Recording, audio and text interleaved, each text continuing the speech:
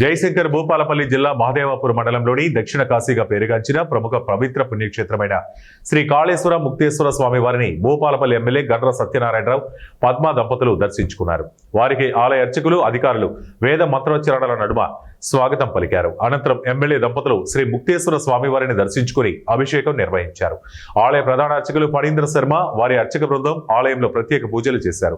తదనంతరం వేద ఆశీర్వచనం వేదికపై ఫణీంద్ర శర్మ అయ్యవారు శేష వస్త్రాలతో ఎమ్మెల్యే దంపతులకు సన్మానం చేసి ఆశీర్వదించి స్వామివారి తీర్థ ప్రసాదాలు అందజేశారు.